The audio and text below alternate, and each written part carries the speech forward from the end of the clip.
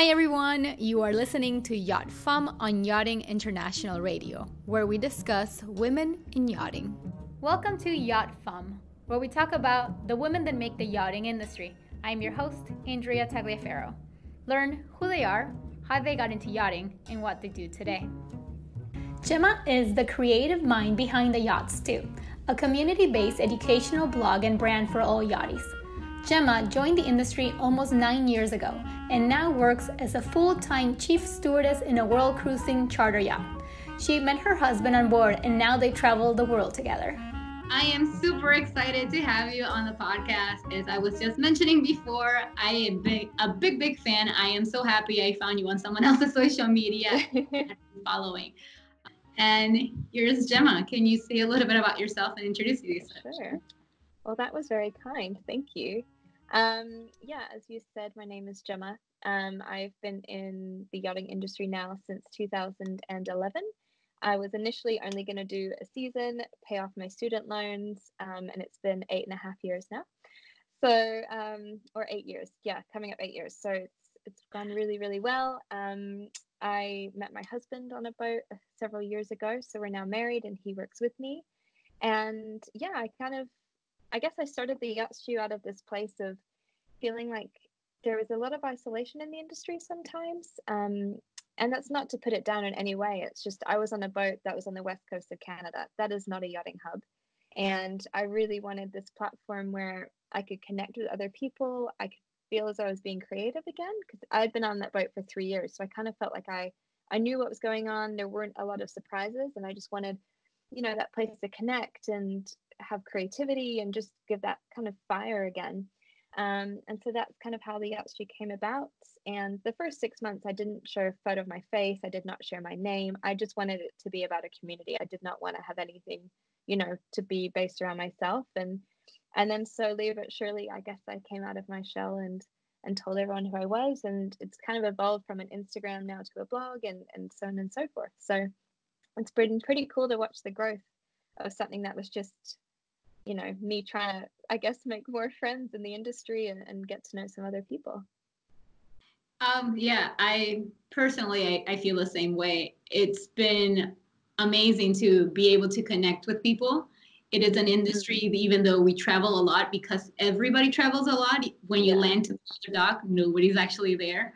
So it's hard to find common ground. And it's also depends on the size of your vessel. If you're one you're the only stew, or it's only two of you, sometimes it's like, share those experiences when you're actually alone, and people that haven't worked as crew don't understand that everybody has their own role, and really depends on the culture of the yacht. If it's more of a community or like sort of like a big company where you just do this and you just do that, and there's not a family kind of feel. But I want to go back to that because it's very interesting that you were geographically nowhere near where the yacht is in the industry. So you were saying, where in Canada are you from?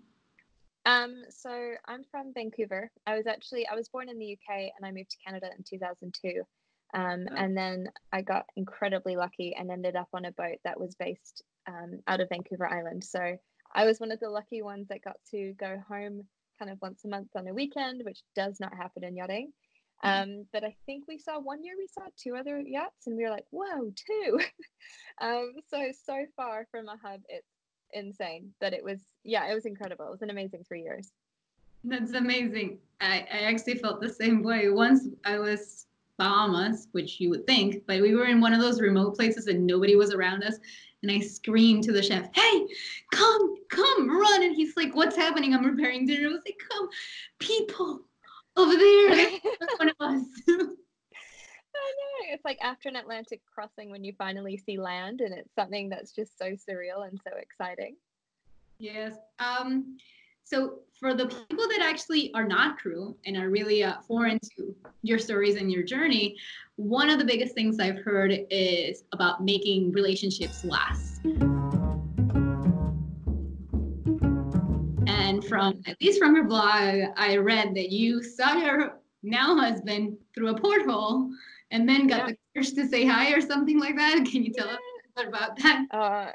It makes me sound like such a creep. But yes, I did. I saw him it was 2013. I saw him through the window, and I took up running to try and get his attention after work, and he did not notice me. And then, yeah, eventually one night, one of my deckhands saw him in the street, was like, listen, there's a girl inside.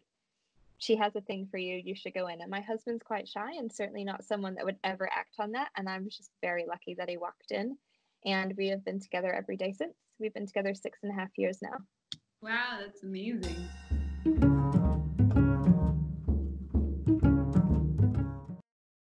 I think for us, we were really fortunate that the first kind of 6-7 months of our relationship, we were long distance. So we kind of built a friendship first, which was great. And then through that, we learned to prioritize our time for one another. Because being on different boats, I was also working a night shift that whole season. So I started work at 7 p.m. and I finished at 10 a.m. in the morning. So that in the mix of everything just made it really difficult. So I think in that time, we really learned to prioritize, like, how important it was to us to, chat, to remain in constant communication. And then when we were together, that was it. There was no phones, there was nothing. It was just the two of us, which I find is really, really important. And now that we work together, we've been fortunate. We've pretty much always worked together.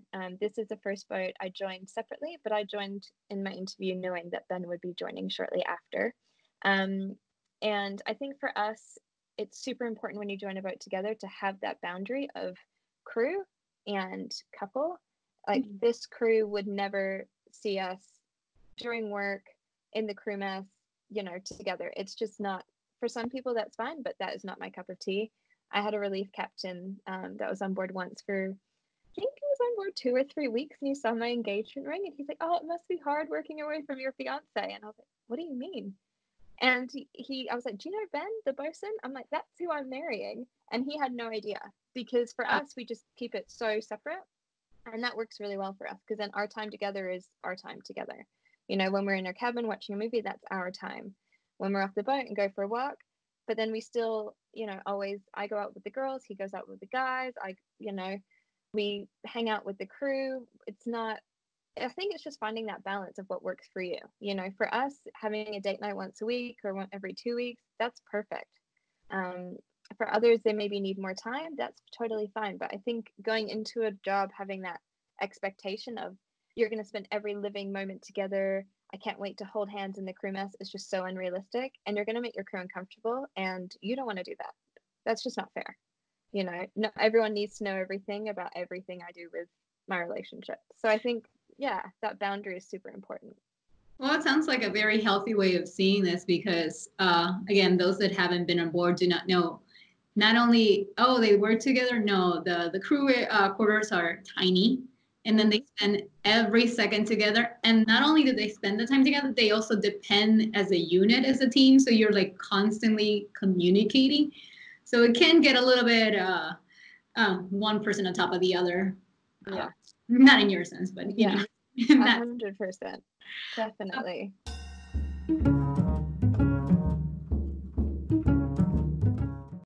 Yeah, massively. So that was kind of a big part of me going into yachting as well, was A, pay off my student loans, because, oh my word, they were ridiculous. But B, I used to be a wedding planner prior to yachting, and quickly realized I didn't love it. And just, I'm someone that needs to create, but also be logical in my thinking. And that's why events for me work so well. It's so organized, and there's just that really good balance. So when I joined my first boat, I just thought, if I stick to this, this could really be it. Because the way I view it is, when guests come on board, every moment has to be meticulously planned out, with backup plans upon backup plans upon backup plans. So I basically view every guest trip as one really long event. And for me, it's great, because I still have to delegate to my team, which I would if I had my own event company anyways. And, there's still jobs that we don't necessarily always want to do, but have to get done. And I don't know, it makes me come alive. It's so good. And it's a great kind of balance for me to have, the travel, but also have the event management side of things. No, I think definitely it seems like you were able to take what you learned academically and find a way to practice this in the real world in a way that you actually enjoyed. So many people go to university, and when they finish, they were like, I like studying it, but I don't like doing anything with it. You know, July 4th for one owner I worked for was the biggest day of the year. So by the end of March, I had already prepped everything just in case multiple trips came up, and I knew you just kind of have to utilize your time. When you're quiet, this is when I'm going to prepare for this. When we're busy, I know it's already done, which not everyone has the luxury of doing. But if I can, I do, and I will. I actually wanted you to explain to the viewers your title at the boat. So I'm the chief stewardess on board. I have a team of 7, including myself. So I look after 6 stewardesses. And I guess hierarchy-wise, under myself, we have a second stew. She steps into my role when I am away or, you know, maybe occupied with the guests. The girls know to go to her. And then I also have a head of housekeeping who looks after our housekeeping team on board. And sometimes we, you know, have an extra girl or two, and sometimes if people are away, we kind of have less. So my role kind of encompasses organizing and maintaining the interior to the absolute highest standard possible. We are also a charter vessel, so we have to also meet the needs of our owners and our charter guests. Just essentially providing impeccable service without any questions asked. Always knowing what the guest wants before they know what they want, and anticipating every move. That is so important. Training the girls up to, you know, that standard where you feel comfortable leaving them with someone who could ask for anything at a drop of the hat, because you know that they're confident, you know, reacting with guests. And it's a lot of administrative things as well. On here, I do spend a lot of time sitting here at my desk.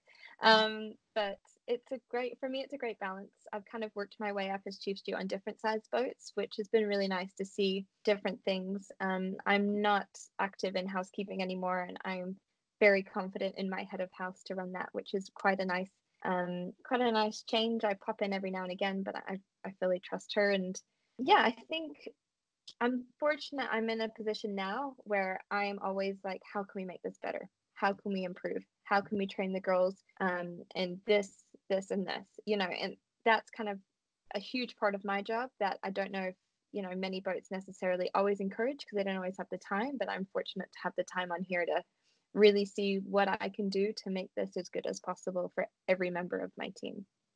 That is awesome. Having the time to actually look back and see how can things move forward and improve. If you are already the chief stewardess, what would be the next step? Is there a next step? I mean, some choose to go to the purser route. We don't actually have a purser, so I do some of the purser duties on board.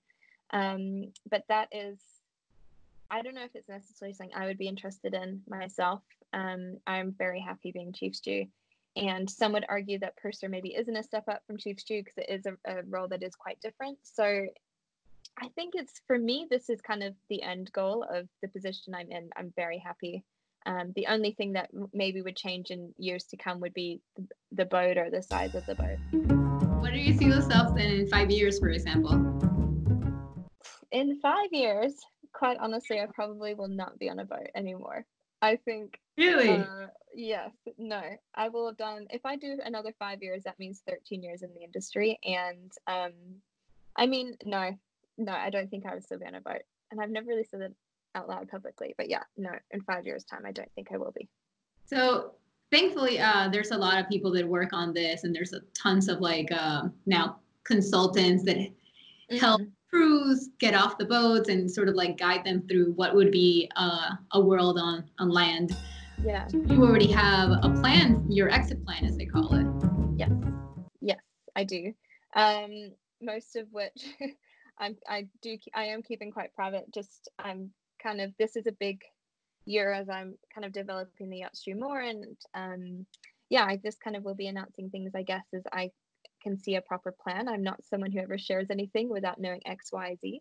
But yeah, I think long term, my passion and my drive and what gives me like endless joy now is training other girls, especially those stepping into chief stew.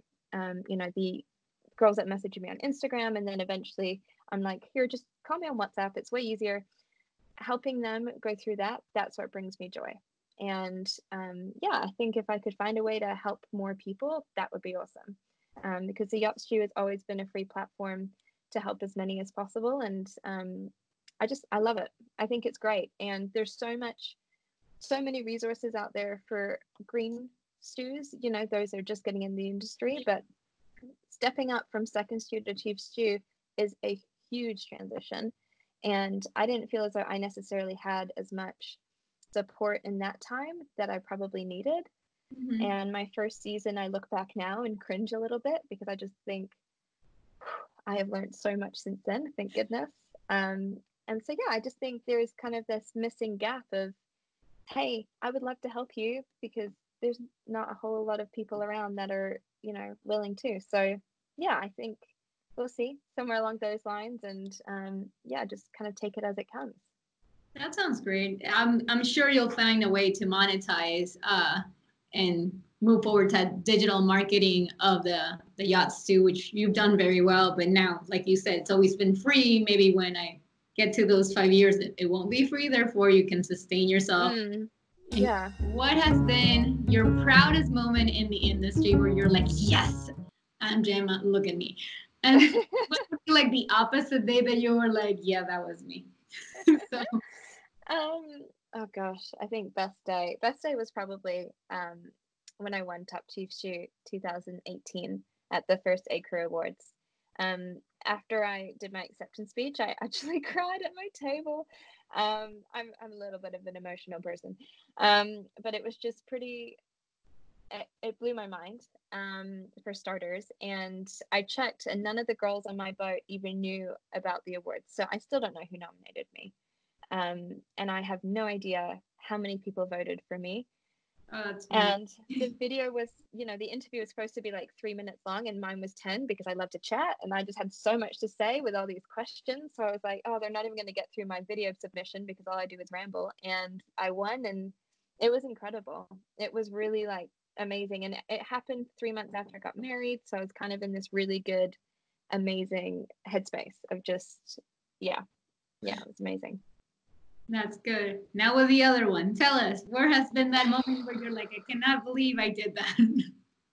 I feel like I have those moments daily where I'm like, oh, I'm such a numpty. Oh gosh, what have I done? Honestly, and I think it's kind of hard to explain, but in my first season as Chief Stew, I really struggled with a junior stew we had who was green. And at the end of the season, I was like, oh, I actually did not give her the time of enough time to properly train her. And for me, I was like, that is just it was a big weight for me to carry, I think, as a first time Chief Stew, having a green stew that literally had no idea about the industry, about boats, nothing. And I just got so overwhelmed that I wasn't able to think logically and be like, okay, we're going to start with the basics. This is what we're going to do. And at the end of the season, I just thought, I was like, you know what? I actually genuinely really let her down. And she wasn't, I mean, she said at the end, she's like, I'm actually not really interested in yachting. I just thought it would be kind of something fun to do for a few weeks. So that was lucky in that, you know, she wasn't keen on doing a full time, and she's very, very happy in a different career now. But that was definitely a moment for me of, oh, that sucked. Yeah. Learning curve for sure. I understand where you're coming from, but that was not as bad as you thought. There's worse stuff, like me almost crashing the tender. That was way worse. I think something that's really, really important is so simple. Just listen. When your Chief Stew tells you what to do, she's telling you because she knows the boat, because she knows your capabilities, and she's trying to teach you and train you. I think so many come in with these expectations and attitudes of, you know, I'm going to make this amount of money. I'm only going to get on this size boat. I already know how to do laundry. I've done laundry at home. Doing laundry at home versus doing laundry for 25 crew, two very different things. And it's our jobs to train you, but you need to be willing to listen and absorb. And I think too, it's important to speak up as well. If you learn in a different manner than just getting a folder, then tell them, hey, I actually do a little bit better hands-on. Is it possible I could learn this way? That, from my girls, is the best, because I always say to them, I need to know how you learn best so we can teach you the best way possible. So I make them service folders, but I walk them through the whole folder. we just did afternoon tea, for example. So I printed out the history for them. We spoke about it, how we're going to set it up. I had them pull everything from the boat, set it all up in the main salon, and then talk about how we were going to serve it. They then spoke about it themselves. They all had different points to share, and then they put it away. So we're covering all these different learning styles. So I think that's important, is speak up if you feel like you're not quite getting it and you know your best learning style. Share that, because that's important for us to know to help you. And don't be that drunk idiot. You know, I mean, oh my word. And don't post stuff on social media that you shouldn't either. Those two come hand in hand. That you would be surprised the things I've seen from green crew who are maybe doing a trial and weren't quite successful. I want to wrap up and say thank you so much for coming and taking the time out of your busy schedule. You didn't see that because we will cut it, but some people had to go in even into the stateroom she was in because she is working. When you're on the boat, you're actually always working. So thank you so much for that. And I look forward for you guys to learning more about Gemma. She has so much to offer. And as you know, she's just dying to teach you guys more and more each day. So thanks again. Well, thank you. It's quite a pleasure to be as one of your first podcasts, which is very exciting. Yeah, thank you. It's getting better, we promise. Yeah, no, it's great. Okay, bye. Cool, thank you. Thank you so much for listening to YachtFemme. If you like what you heard, please like, subscribe, and comment. Your comment will help us reach a broader audience. And don't miss the next episode. Bye!